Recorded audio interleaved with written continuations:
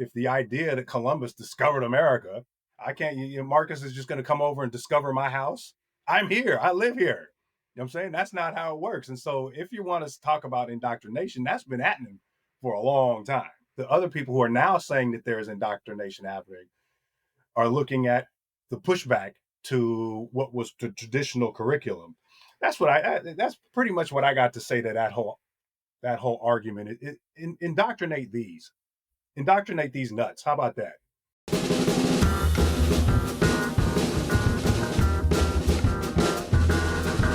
Hello, everyone, and welcome back to In the Meanwhile. I'm Marcus Harrison Green. And I'm Nora Kenworthy. Marcus, this week we've got a military takeover of an American city that everyone's just scrolling past like it's a new TikTok trend. We've got a fitness influencer engaging in historical fan fiction of slavery on CNN. And we got never-ending wars stacked like Costco bulk buys. But how's your August You know, going? Nora, I gotta say, I can't believe you omitted the real national tragedy this week. The final episode of And Just Like That. I wanna just give a shout out to everyone and all who hate watch that garbage fire just to feel alive every week. Well, I honor your commitment to that cause, Marcus. It's not one I share. Um, I guess for me, the other tragedy that bears mentioning is our long summer days here in Seattle are already starting to get shorter. I feel like before we know it, I'll be back to putting my pajamas on and giving up on life by 5 Oh my p.m. each day. gosh, the horror, Nora. I will say that one upside of that is also that it's back to school season. The layabout children who have haunted our houses all summer, and I have a 13-year-old who has done just that, who has generated dirty dishes, using up all the Wi-Fi, draining my patience and empathy. He's finally headed back to school. Thank God. I don't even believe in him, but hey, I'm thanking him today. The sweet smell of pencil shavings and new Nikes is in the air. Um, I feel like what's the back to school routine now? It's like kids are like polishing off their Chat GPT accounts to write essays about books they'll never read. We're getting ready to treat Google like primary Oh source my material God. again. Yeah, that's opening up a new can of worms for this new school year. My God. I do have to say that the kids might be getting a head start on the curriculum, though. I hear several states have decided that teaching about slavery is quote unquote too divisive. So they're rebranding it as involuntary relocation with job training opportunities. Oh my God, is that the most Oh my Orwellian? Like George Orwell would god. like be blushing at that. I gotta say. Yeah.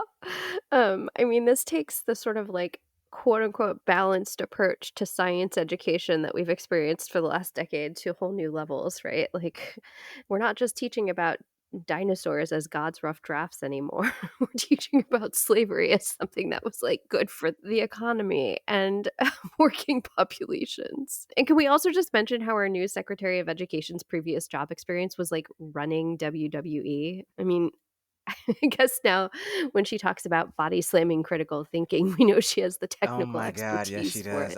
it. As I gotta say, I hate to admit this. Again, this is very much evidence that I am the worldly ignorant journalist and you're the academic. I count myself as a pro wrestling fan, at least back in the day. I was hoping in pro wrestling parlance, I was hoping she would do a babyface turn, meaning like turn into a good guy. But no, she's doubled down on evil, it seems. And She totally has. the Trump administration, it just wants to turn education into stage theater with predetermined outcomes. So I guess they figured why not hire someone who literally produced stage theater with predetermined outcomes. And it's a lot less Mhm. entertaining though, I gotta say, this version of what we're seeing. That being said, you also have PragerU videos that are now being used in actual classrooms. Like kids are finally getting the education they deserve. Yeah. 5-minute YouTube videos that explain complex historical events with the nuance and accuracy of a wrestling storyline. That's you know, Ugh. except probably worse, I gotta say. There are some wrestling Yeah. storylines that, would make the stuff from PragerU seem like, I don't know, the Iliad or something. Yeah. Yes. I'm starting to wonder if Linda McMahon has a plan to give every child like a Hulk Hogan bot to help them with their homework or something. It'll be like the racist, poorly educated, like book smashing hero that like each kid needs to get through US history I have to class. say that would be a fitting legacy for that particular gentleman. But anyway, Mhm. I don't know, Nora. It's like we've gone from No Child Left Behind to Every Child Gets a Folding Chair to the head of common sense. Like, there's nothing that says preparing kids for the 21st century, like making sure they can't think critically about the 20th century or the 19th or any other century. And that, that Mm, doesn't make anyone feel uncomfortable. So, yeah, mm. yeah, yeah, I did smoke them if you got them, I guess. I don't know what else to say. I know. I know. And now, we have the return to discussions about book bans, which I understand are now being called curated Oh my reading God. experiences. It's like they're Marie Kondoing the school And libraries. Like, does this book about the existence of gay people spark my joy? No, it doesn't. So into the ban No, I pile gotta it ask you, are book goes. bans even necessary? Like, is anybody reading books in any way? It's almost like an Oh my god, unnecessary I thing don't at this point. know. I God, know. I do have to say that you have like so many of the same people who are screaming about parental rights and education, and they are the ones who won't even let their kids near a public school, right? There aren't even parents themselves half the time. And so, really, if you boil it down, the point of all this is whether we're talking about charter school vouchers or Christian curriculum overhauls or AI in the classroom, it's just to destroy public educational institutions from the ground up. And period, end of story. Exactly. Exactly. Which I think begs the larger question of what the point of all of this destruction is. Like, who does it serve? We should be asking who benefits when Americans are losing their literacy skills or awash in misinformation or distrusting of the institutions that can actually provide them with trusted And that, knowledge. Nora, is exactly why I am super excited about our guest today, who's going to help us walk through what we're calling manufactured ignorance, our willful ignorance, our weaponized ignorance. We haven't decided quite yet, but I mean, choose your poison, I guess. And anyway, he is going to help us understand why it's such a big project of the current administration and the powerful industries that support it. Yeah, producing ignorance has this incredibly long history of being a tool of powerful authoritarian and fascist forces, right? Like, think 1984 or Nazi propaganda, or even more recent government actions to block citizens from internet access in places like Myanmar and Kashmir. I mean, we know that education is liberation and truth is power. And so ignorance is one of the most far reaching tools of I see coercion. a potential t-shirt in our merch catalog right now. That was a Clearly, this is something I feel passionately very about. much so, and I know that our listeners will certainly be able to tell that in this conversation. So without further ado, let's get into it with Daudi Abe.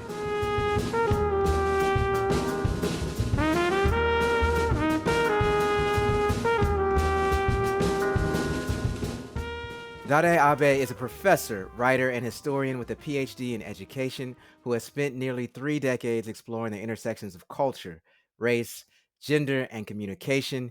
He is also my go-to when I need a sharp, unflinching quote on deadline. Professor Abe, as I affectionately call you, how are you doing today, sir? I'm doing well. I'm doing well. Thank you for the invite. You're my guy, so I'm more than pleased to be here, engaging with conversation with you both. So thank you very much for having me. It's great to have you here. Yeah, it is wonderful to have you here as always, and I do want to get into this directly. Now, I do not make it a habit of quoting Vladimir Putin, but he said that teachers are the ones who win wars, and we've seen right wing leaders go after universities, museums, even K to 12 classrooms under the banner of fighting woke indoctrination, quote unquote. So I got to ask you, you are an educator, you've written curriculum, you've taught at both community colleges, universities, and everything in between. Why has education, especially around race and history, become such a central battlefield? Well, I think that first, if we look back, kind of historically speaking, I'm thinking specifically about to your point about teachers being targeted. I'm thinking about the Khmer Rouge. in Cambodia in the 1970s, I want to say. And I was always struck by one of the many, there were many striking things that came out of that. But one of the things that I was struck by as I got older and I kind of leaned into the profession a little bit was that among their first targets when they were trying to cleanse their society were teachers. And for a long time, uh, hearing about that and then really having an understanding as to why that would be the case, there was a little bit of a disconnect. But after getting into teaching and after thinking about it a little bit, I think that the reasons are very clear why teachers were targeted. And so this will lead into more directly to your question about education being so central. And I feel like a major portion of the reason for that is that because school and education is such a part of just about everybody's lives.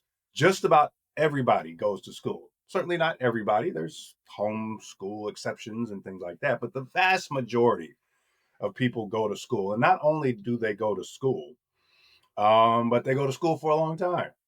And it's basically from I have a granddaughter who's just about to turn 4, and she's gonna be starting preschool Head Start this year. So you're starting at a very young age, going right up through what essentially a lot of people kind of define as adulthood, which is right around 18. And so not only do you have that fact, but also you have the fact that so much time is spent between teacher and student. You know, I taught kids in the 1990s uh, at a school called Zion Preparatory Academy, and it started off in the CD when I started there. But by the time I finished teaching there in 2000, it was in the South End, just off the corner of MLK in Alaska.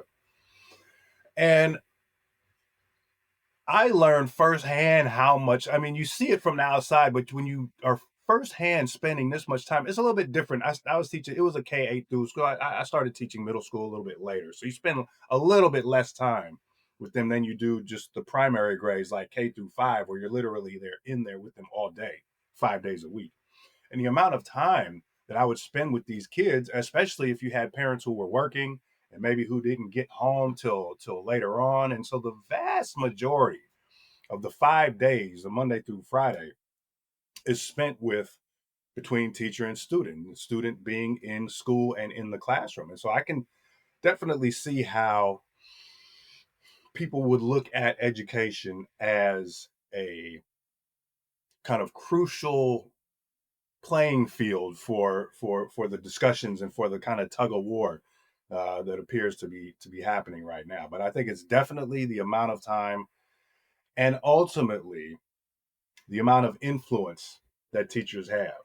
I always compared it to because education is not a zero sum game. Teaching is not a zero sum game. There's never a situation where you're going to leave the classroom and things are going to be static as they were when you entered the classroom that morning. And so learning and having discussions and trying to open young people's minds and allowing them to make mistakes and to grow and to disagree and to agree and to find common ground and to be able to agree to disagree. Sometimes all of these kind of social dynamics pick up in school, and so yes, I would say that the reason that education is so central is because it has so much of an effect on people's lives, and the teachers have so much of an effect on the young people. So I was saying I always made the comparison that students, children, but students in general are like sponges, and so they're going to absorb whatever happens to be around. If what happens to be laying around is battery acid, they're going to absorb that. If what happens to be laying around is like some fresh spring water, they're going to absorb that. So it really comes down for me to the amount of time that's spent in the classroom and the amount of influence that teachers have. And one of the things that I always talk about in terms of trying to work with teacher certification programs and teaching teachers is that uh, you don't have to, like, if so let's say Marcus is one of my students, and I don't have to say, Marcus, I don't really think you're that smart, and I'm not sure that you're college material. I don't have to say those words in order for that message to be put across. I'm having And a lot of PTSD, times, Dottie. I'm having PTSD it, from. it, well, this is the thing. This is the thing. It's funny you mentioned that, because I was just going to start talking about academic trauma. Mhm. The power that teachers have to influence is tremendous. And so the combination of the amount of time spent in school with teachers and the amount of influence that they have to either make students believe in themselves or perhaps not believe in themselves, just as an example, are things that I think are fairly apparent to most people. I think a lot of people don't necessarily give it as much thought as that, just in terms of the details of it. But I think enough people are acquainted with the dynamics and the time spent and the level of influence to feel like school might be a place where they want to kind of make this stand. And as you said, Marcus, they're not just focusing on college. I mean, they're going all the way down the K-12 ladder. And so it's where why while we may think that most of this type of stuff is focused on college and college campuses because they are traditionally seen as more liberal places, uh, Mhm. it has moved out of that lane into the K-12 lane as well.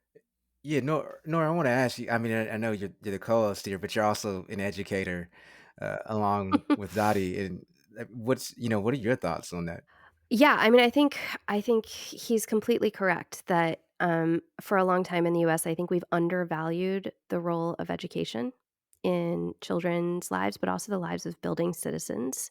We've been on a long period of sort of declaring that education is in decline, and underfunding it and dismissing it. And so the irony right now is that part of the reason it's being targeted is because it is still such a central pillar of democracy, and of how people connect to their communities, to their own histories.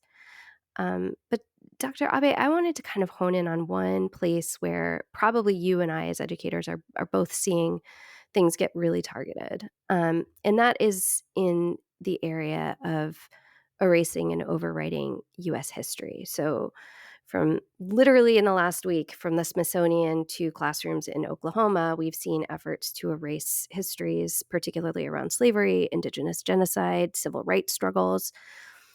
Why do you think this particular area is, seen as such a ripe target for the sort of rewriting of American history? And what do you think is at stake for us if this erasure succeeds?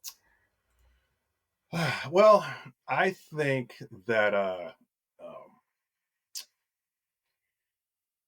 it's how would I put this? Black history is an easy target. I hate to put it like that, but it feels like low hanging fruit. Yeah.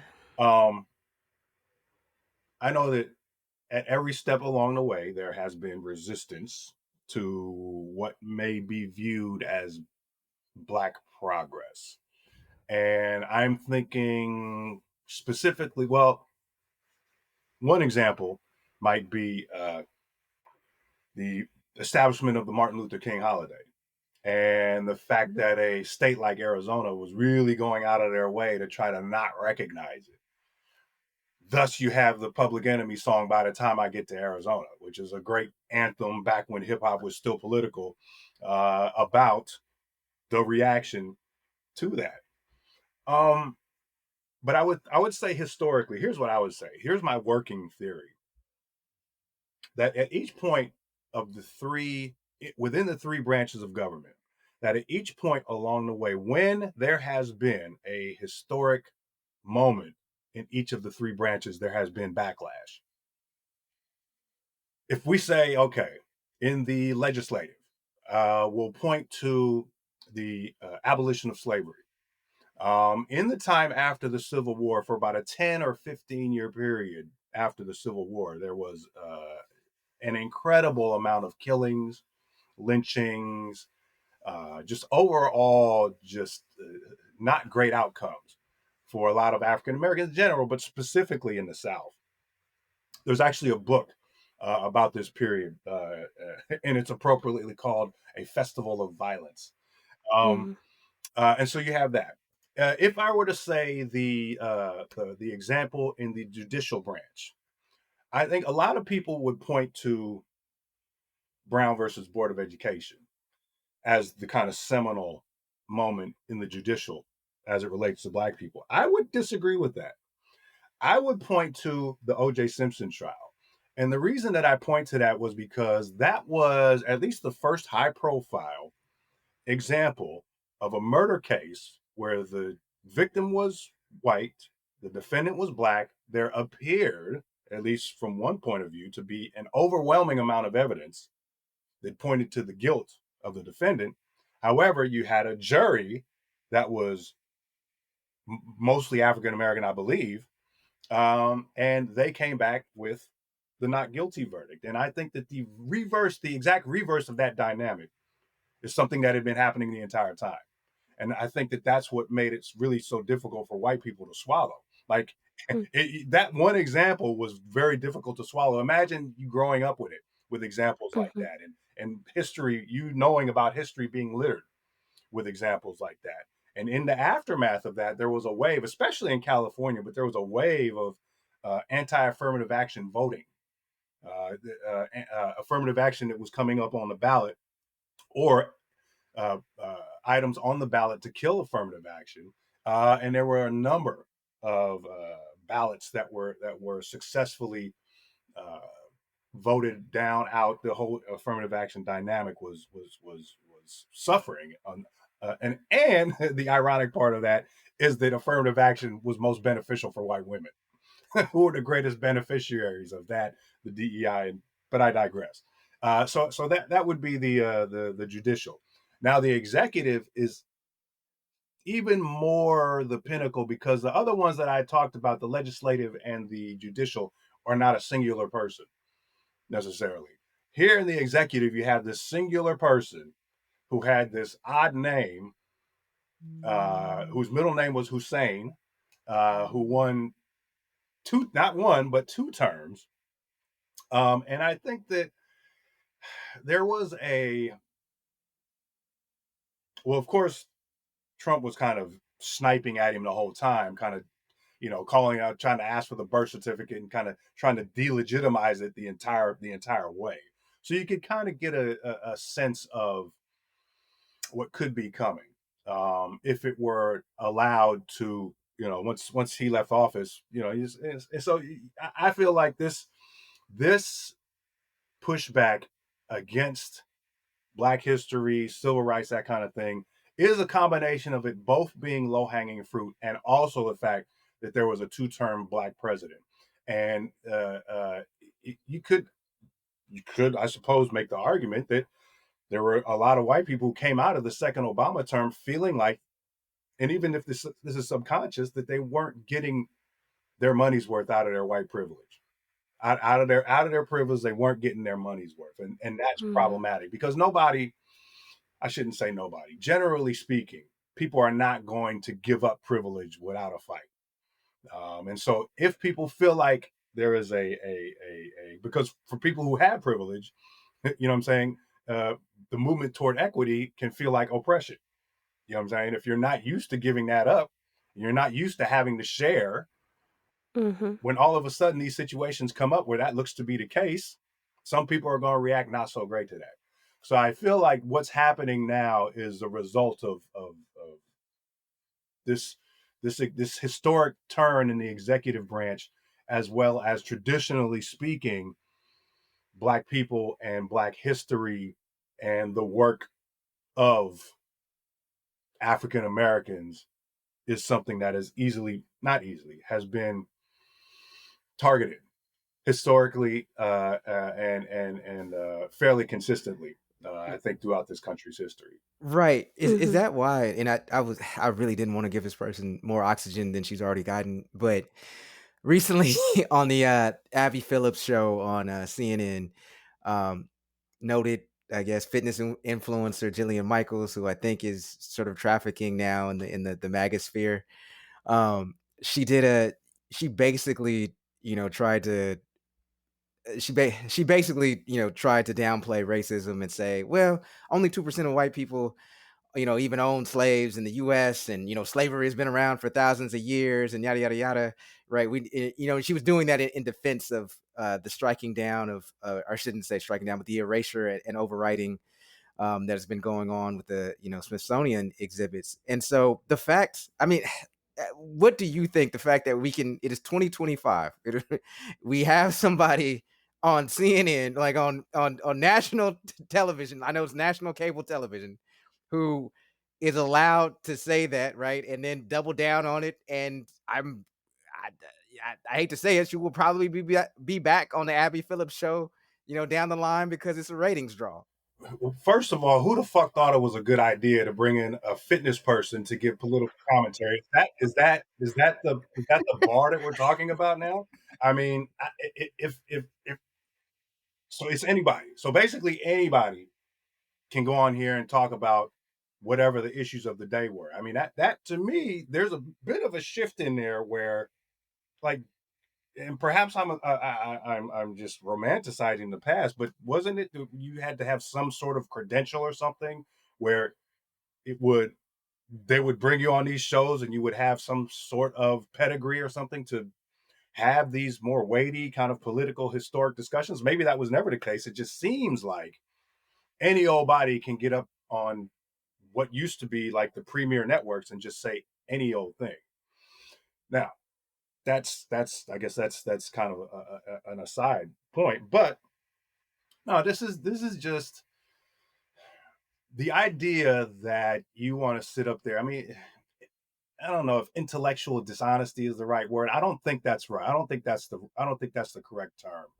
I think well let's come up with a term for it, maybe as we talk this through. But I just think that,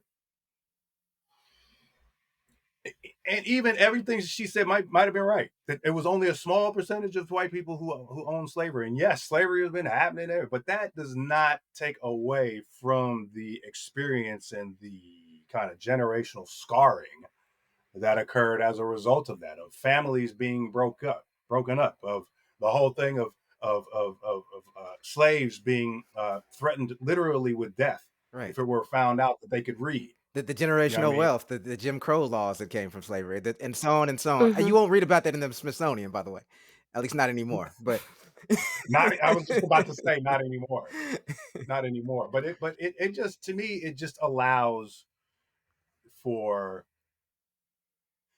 another thing that I kind of feel like is happening is that Obama's whole thing, you know what I mean, that the whole the poster of hope, Mhm. the whole his whole thing, you know what I'm saying, seemed to lean more towards, at least appeared on its surface to lean more towards empathy and compassion. Right. And I think that in the aftermath of that, where you have someone like Trump who is interested in kind of rebranding what a real man is supposed to be and do, Mhm. that in the midst of that, you have people who are really going out of their way to, like, my mother always told me that if you have to keep saying you're something, you're really not. If you have to keep saying you're a gentleman, you're really not a gentleman.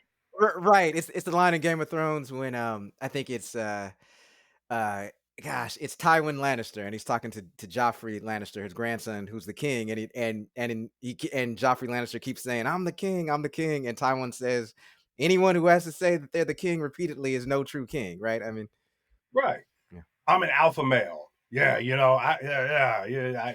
This is But yeah. Come on, well, man. well, That's in your handle. You're telling me alpha male is in your Twitter handle, and that's what people are just gonna come off thinking. Oh yeah, he must be that. Well, I want to quickly touch on something you said, and ask both you and Nora this. Actually, is you had said earlier, right, that, or you had just said, I should say, that Obama was kind of leading with, he wasn't kind of, he obviously led with hope and change as a slogan. It was all over the posters and so forth, and that it was certainly evoking empathy, right? And inclusivity. And so I want to ask you now, it does seem that at this point, right, the right has doubled, or at least what passes as the right now in our country has certainly doubled down on fear as opposed to hope. And I believe there was even conservative commentator David Horowitz. I believe that he has been a super influence on Stephen Miller, and Stephen Miller is a senior advisor to President Trump right now. And I want to say that I believe that there was a memo that he had even sent our a letter of some sort that said essentially that it was an instructive that, hey, Republicans on the right, we need to double down on fear. He won on hope. We need to win on fear. And we see that happening now. That being said, right, we also see this weaponization, I'll say it, of ignorance, right? Whether, I mean, we were joking about Jillian Michaels before, but I mean, it's I see that it's everywhere, whether it's on social media, whether it's uh, even with sometimes within our educational systems now, where folks are trying to say that we need to put more people on the right in certain areas, in certain fields, whether it's science or philosophy or so on and so forth. And so, uh, what seems so odd to me, though, is that you have these attacks on education many times by people who are very well read and well educated, and yet are attempting to sort of lead the charge on anti-intellectualism. Like, you have somebody again like Stephen Miller. He graduated from Duke University. That is not a easy college to get into. You have uh, Steve Bannon, who is extremely well read. You have Peter Thiel, who's Ivy League educated, and so forth. And yet, like, these are the folks who are trying to attack what has been, to me, an imperfect institution in terms of our educational system, of course, but also an institution that, at its best, right, can lead to some level of leveling, if you will, in our society. So I know I said a lot there, and I apologize for the long-winded question, but No, no, no, no. You said just the right amount, and it seems weird to me that you have degreed people, a number of whom, like you just pointed out, went to elite, if not Ivy League universities, out here going anti-intellectual, and I think some people hear this as anti-education, anti-school. I think some people hear it as like, everything in college is, maybe I'll graduate from high school, but everything in college is woke. These campuses are this we've heard the language to use to describe them before. And I think that when you have, again, I'll draw a parallel between like being rich. Like, this administration is kind of like, we're rich, but you're not rich. But the things that Mhm. we're doing don't necessarily make your lives easier in terms of like finances. It probably, in fact, makes your lives more difficult. The tax breaks that we're giving are not really affecting the vast majority of you who voted for me. But don't worry about that. Just put that to the side, and let's really lean in on creating fear, the fear that you were talking about. Let's really lean in on creating that fear, because we have these perceived common people that, for whatever reason, we don't like. People, LGBTQ people, whether it's Hispanic people, whether it's Black people. Um, there are a variety of populations that you can point at if you're trying to spread that fear and say, okay, this is the most gratifying thing. Now, the question of why that's more gratifying, why that would be more gratifying than you getting a tax break, or policies put in place that help keep the prices of groceries down and that sort of thing. I think probably individuals would have to answer that question for themselves. But it's a question, at least in my mind, that's hanging out there nonetheless. I think in addition to the politics of fear, it's this politics of resentment, right? That I it's not that I don't want to have these things if I'm a Republican in power. It's that I don't want you to have those things, right? um, and that's been playing out in, communities and across racial hierarchies in the United States for decades, centuries. Um, but I think part of what we're trying to get at here is the current moment of production of what Marcus is calling the kind of manufacture of ignorance, right? And that it our conversation is recalling, for me, the kind of work by Charles Mills, the Jamaican philosopher, on sort of white ignorance and the ways that you actually need white ignorance in order to sustain racial hierarchies and political racialization, um, because it really relies on that produced ignorance about racial difference, racial hierarchy, racism, the kinds of knowledge that would sort of lead people to at least dismantle some of those dominant knowledge structures. I mean, does that resonate for you as an instructor as well? Yeah, it does. The question around white ignorance, but also I wouldn't only call it just white ignorance. I would if I'm going to make up a term, I would say willful ignorance. Now, okay, the first part of it maybe just ignorance. I remember seeing she was like a middle-aged white woman on the news. This was probably towards the end of Obama's second term, and they were talking about the state of the country. And she said, with in complete seriousness, we didn't really have all of these racial issues until Obama became president. And Wow. seeing her say that, she wasn't trying to be funny. She wasn't. This was it was she was being dead serious. And I think that if it's very easy for things that are not in our orbit to just okay, I'll speak for myself. It's very easy for things that are not in my orbit to just go right over my head.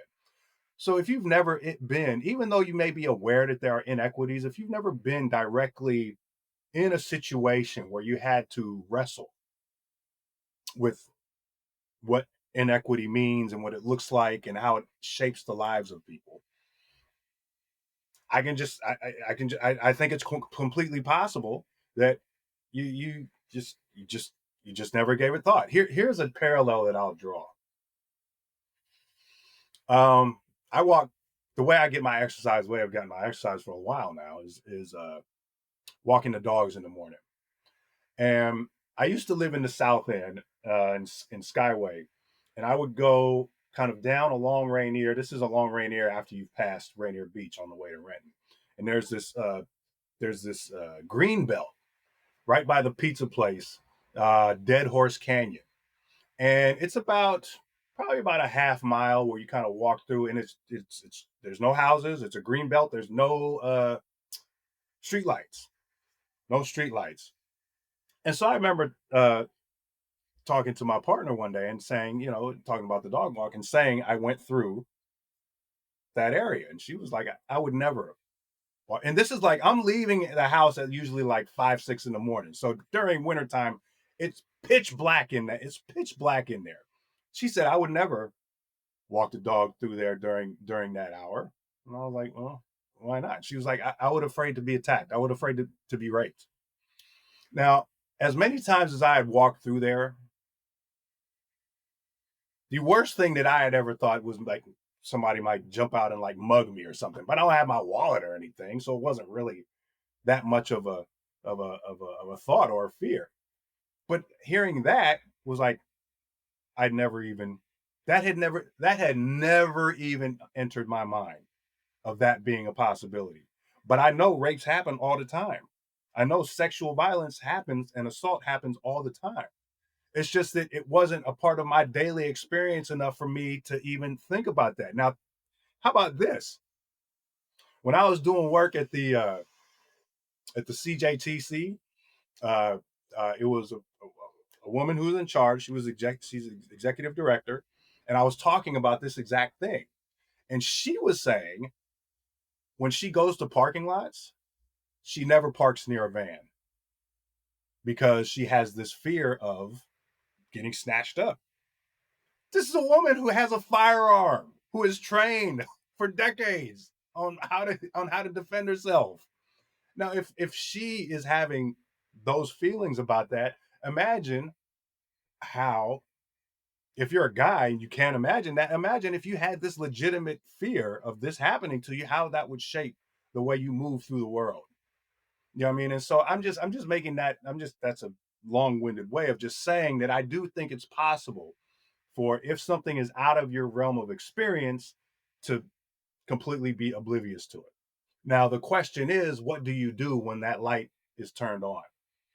When I was made to think about that, that's something now that I talk about with guys all the time. I mean, not just like casual conversation, but when we're having, you know, I mean, these critical conversations, I'm like, how many people in here, you know, how many men rather in here have been in a situation where you've been worried about being sexually assaulted? Yeah. This reminds me of the, like, man versus bear discourse that happened earlier this year, Mhm. right? Where all the women were like, "No, no, no, I choose to be alone in the woods with the bear Mhm. every single time," and no one no one understood why. Oh, I mean, women understood why. women understood why, but men were like, "Wait, what?" Um, but I think but I think we're also in a social point right now where the the information ecosystem is just so poisoned. I mean, I think, in my own field in public health about just how many people are increasingly being fed huge amounts of misinformation about vaccines, for example. It's not just a lack of e- experience and understanding of the other side. I think it's also that there's heavily vested interests in misinforming people about specific things, right? In particular, things like our racial history or how to protect yourself from a deadly global pandemic or what have you. I think that yes, I think so. There used to be, there used to be. I used to think or wonder about before all of this internet about whether there was such a thing as too much information. And I used to think that that wasn't the case. I used to think, you know, the more information that you can gather, how can that be? How can that not be good? However, if you're talking about mixing in mis or disinformation, I'm not sure which is the proper term for what we're talking about here, mis or disinformation. If you're mixing that into the Kool Aid, it's not, you know, the final product. If that's a part of your recipe for your dish, the final product's probably not going to turn out to be so tasty. But it's it is difficult for me to describe to people what it was like before like young people what it was like before the internet. It's because it's like it's the same thing for it's difficult for me to explain when I teach this hip hop class at Seattle Central. It's difficult for me to really explain because portion of it was you had to be there. But so where people can wrap their heads around what hip hop used to be like when you Mm. couldn't just pull out your phone and hear all the latest music, when you actually had to make a trip to the record store and these types of things. When we're talking about kind of the history and the erasure, um, yeah, we're talking about the idea that anything that you see on the internet, I see. I'm personally kind of mistrustful now because I kind of like even the blooper videos of people falling down and dropping stuff. I'm like, you know, if we're talking about the fact that if you get enough views on your post, you can generate money from that. I'm kind of like, I almost don't believe anything that I see now because it's like, is the purpose here to really inform or is the purpose to earn money? I suppose you can do both, but it seems like there are a lot of people who earn the most money by giving the most either mis or disinformation. Well, And that seems problematic. so Dottie, that video, the dude jumping into hot lava, he didn't survive that, or is that no? Nah. No, that one might have been real. Okay. Yeah. I this is a question from listening to both of you, and this has been such a rich conversation. It reminds me somewhat of what the German philosopher Dietrich Bonhoeffer said. You know, he said this during the rise of Nazism in Hitler's Germany. He said that stupidity, when paired with power, is a form of ultimate evil. And so I wonder, you know, to paraphrase him, is willful in this society, right, that we're living in right now, is willful ignorance when paired with privilege. It is that a precursor to a lot of societal destruction and evil that we're seeing right now go on? I think that the pairing of those two things is really what we saw. I know the pairing of what we've seen throughout the annals of power in American history. That it's always been people. It's like people saying, "Oh, I can't. This country's never been so divided." I'm like, I don't know. Have you paid attention to history? I mean, relatively speaking, I mean, Chris Rock, he had a bit where he was talking about, the ghosts of black people from the 20s, 30s, 40s, and 50s are looking down on black people today. Like, you guys got it good. You know what I'm saying? And I'm not saying that it's all great and perfect, but I do think that the combination of privilege and power has been in play the entire time. And I don't even think that it was necessarily interrupted by the two terms of Barack Obama. Yeah, it was a black president, but how much did stuff really change for disenfranchised and marginalized communities under him? Okay, maybe they got some health care, and I'm not diminishing that. I think that that's absolutely an important thing. But as like a transformative figure that really changed the face of politics and how we do things, I'm not so sure. So the combination of privilege and power has never gone away, and it allows the people in power to kind of pick and choose what they want to talk about. And so if you're picking and choosing, like here, if the dismantling of the African American Museum, or at least alteration of it in DC, that's not that's not new. It's new because this is a new museum, and this seems like this kind of far out thing, but no, it's not. It's not. It to me, it's a continuation, and I'm not sure where, for the people who are saying that we're so divided now, I'm not sure where they are thinking the point is that we were so undivided. I would be interested in hearing from those people, to point exactly to the time where I could be like, oh, okay, you're right. Yeah, we were. Everybody was together, because I don't think that that's ever been the case. And so, the idea of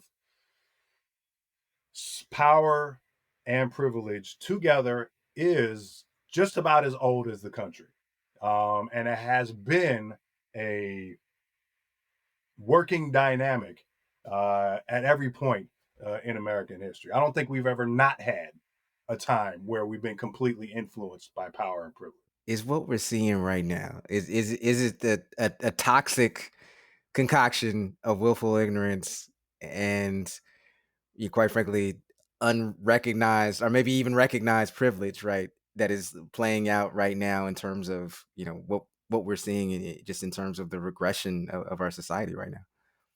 Well, when people are talking about, so it's part of the issue that people are saying that they have with schools, is this whole idea that students are being indoctrinated. And I'm like, hold up.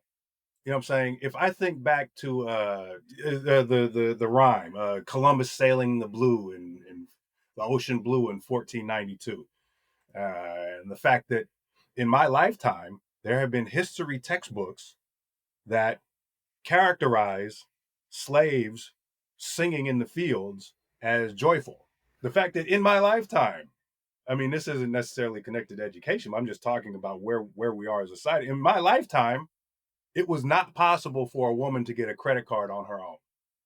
Had to have a husband to come and co-sign. Um, and so and I'm not even getting into the freaking Native American boarding schools, which we are just only now beginning to learn the true horrors of.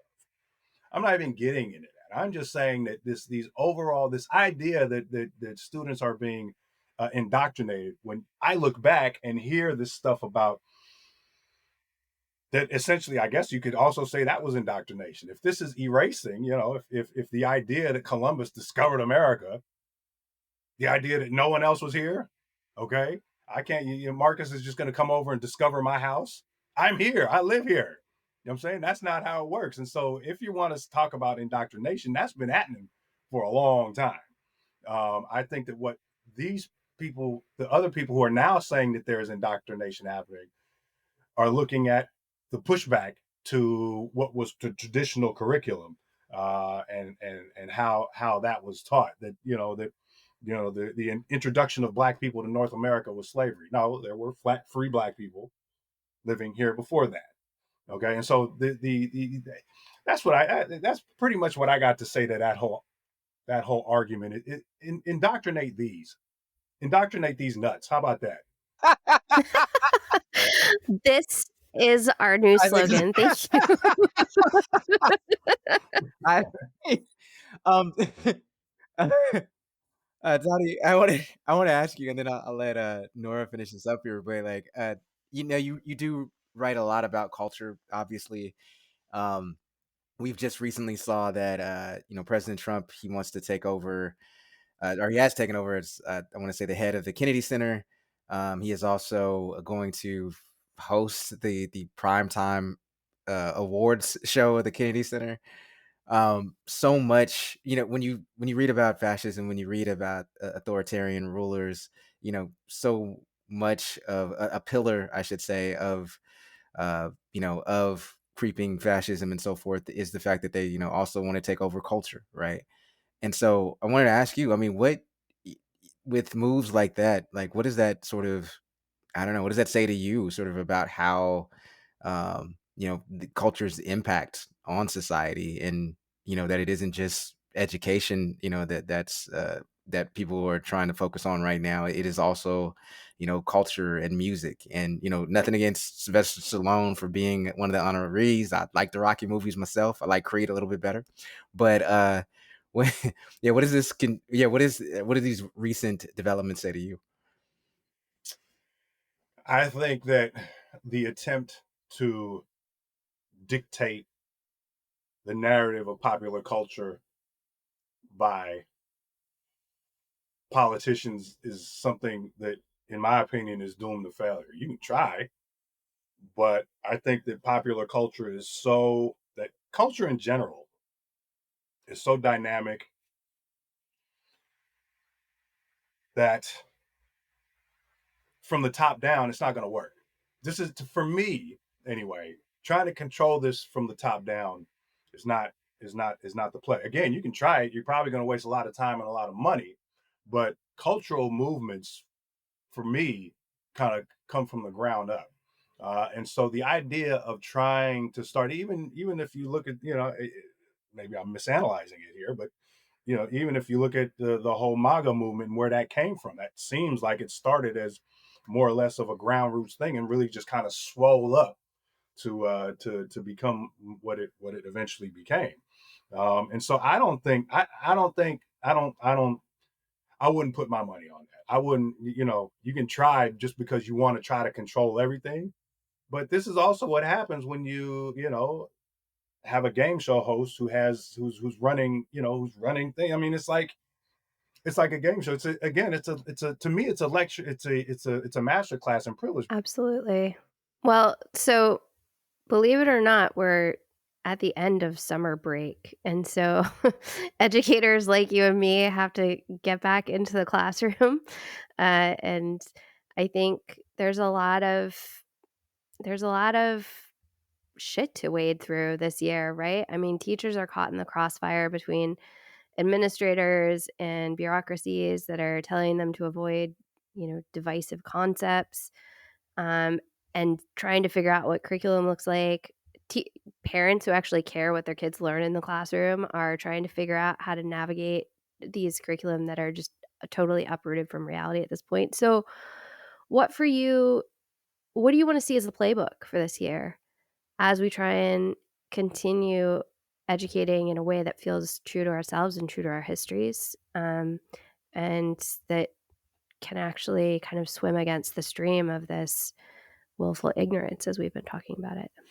I would love to see the, and not that teachers aren't doing this already, um, but there could always be more. I would love to see a lot of or even more student-led discussions around this. I would love to hear what the students are feeling and what they're thinking, and you know where they think, what they think the future looks like. How is all of this affecting them? How is it affecting young white students? How is it affecting young black students? How is it affecting young women? How is it affecting young women of color? I would love for them to. So I feel like our job is to kind of help guide.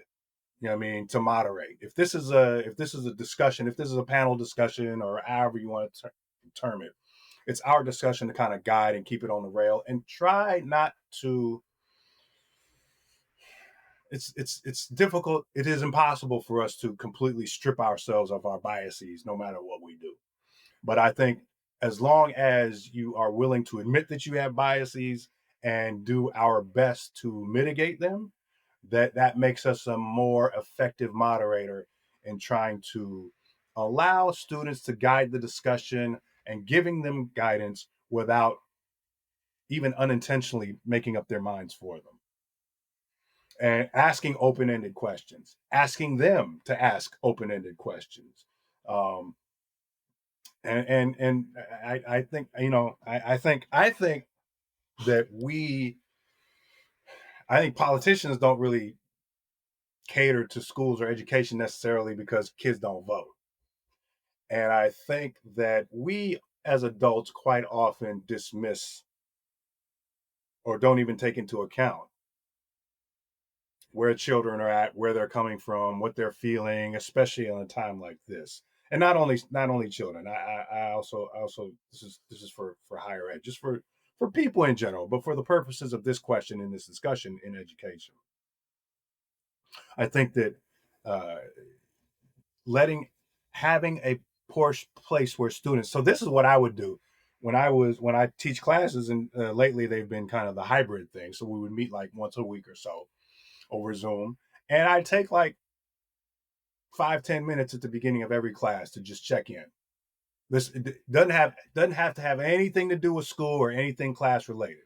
Let's just check in. How are you doing? What are you struggling with? What was good for you this week? What was bad for you this week? If we're talking in the context of, what's happening politically, what did you think about whatever happened? And so the idea of having students lead the way, and having us as teachers be that guide, be that moderator, be that person to encourage free thinking and choice, and not being afraid to.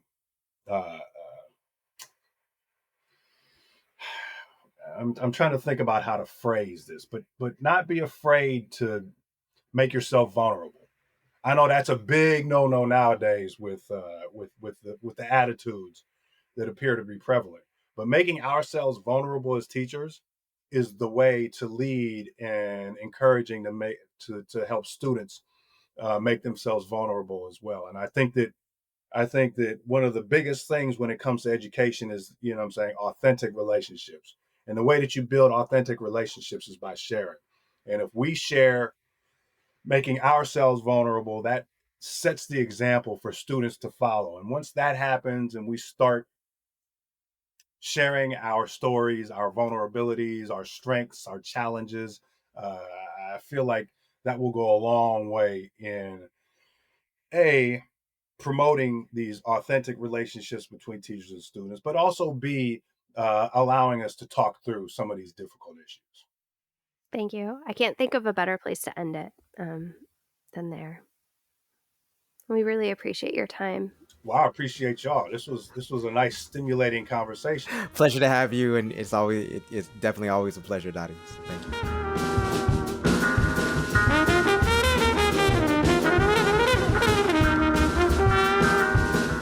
you. Nora, I gotta say that was we had promised before that our listeners could absolutely tell almost on a visceral level, even though they're listening, your excitement for this topic. And I will say that you did not disappoint, my friend. You brought the fire along with Dade. I mean, Not much clarity, but maybe you know, fire.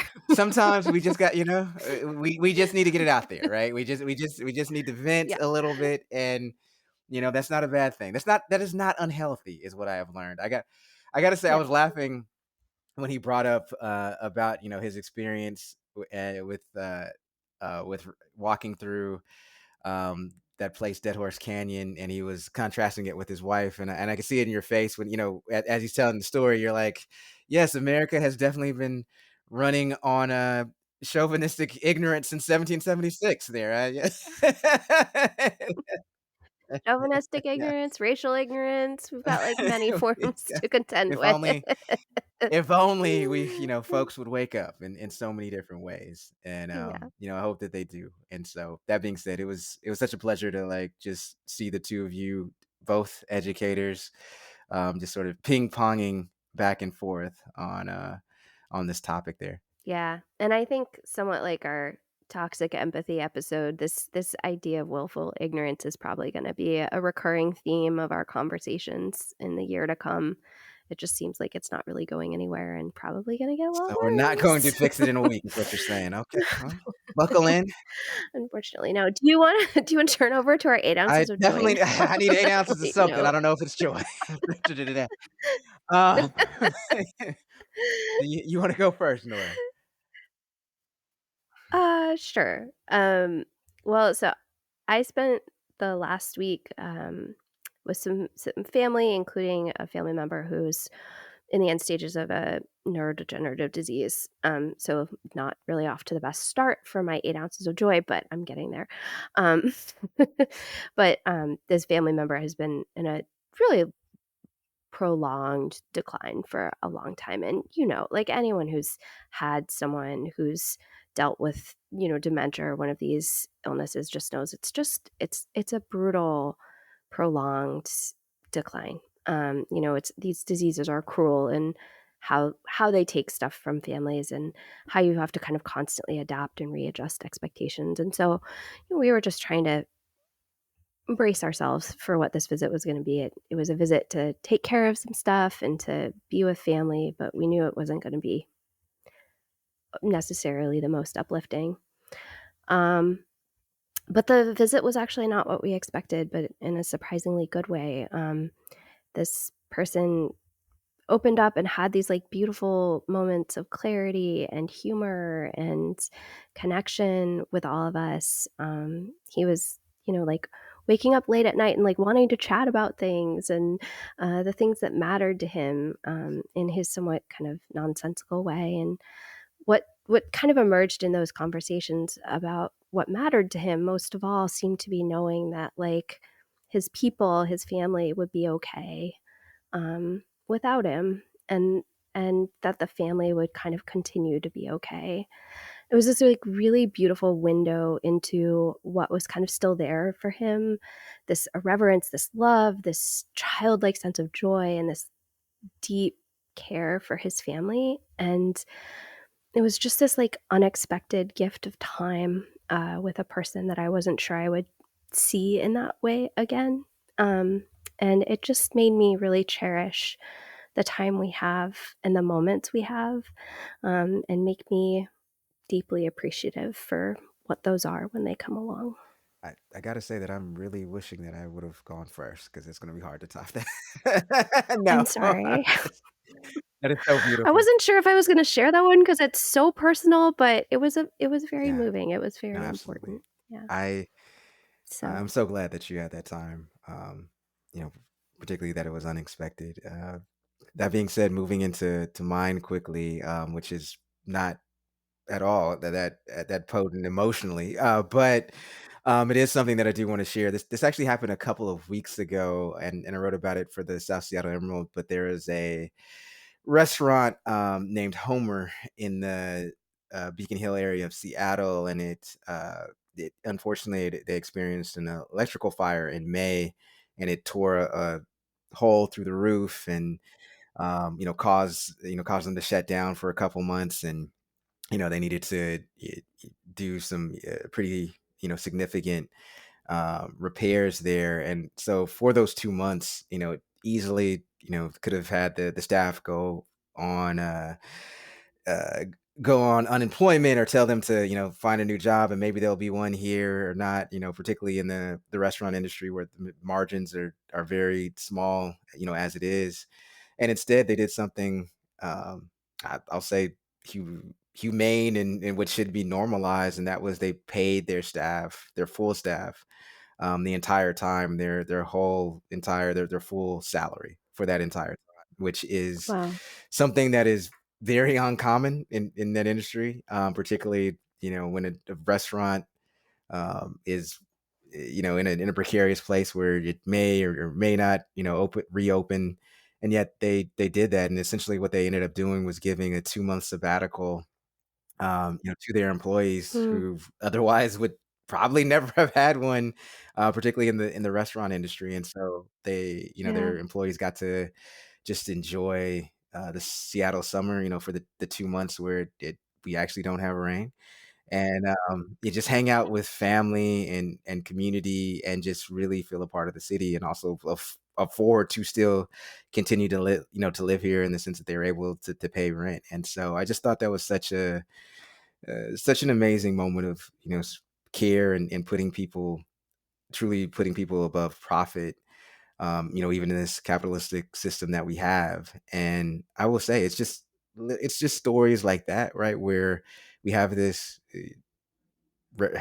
regime, this presidency right now, that I think one of the biggest threats to it is that folks who continue to care for each other, right? Because I think right now that this regime is trying to actively try to zap our agency to care for each other.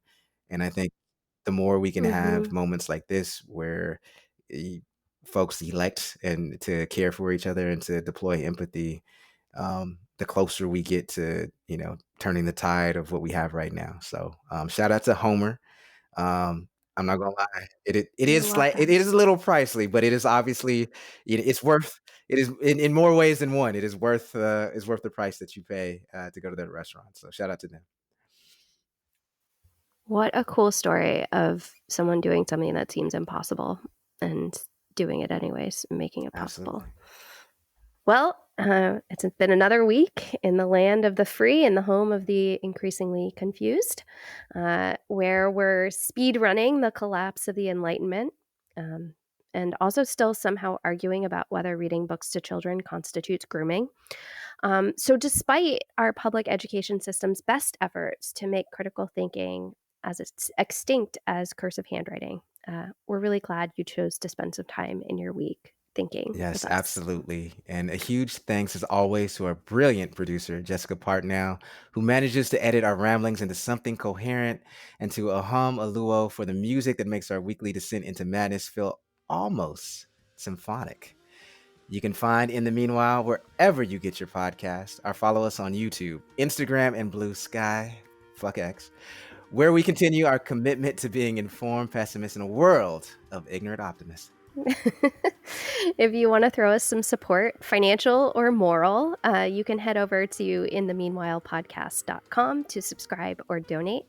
And please share this show with someone who still believes that cracking jokes at Hulk Hogan's expense is worth it so Oh, that yeah. we don't cry. Oh, yes.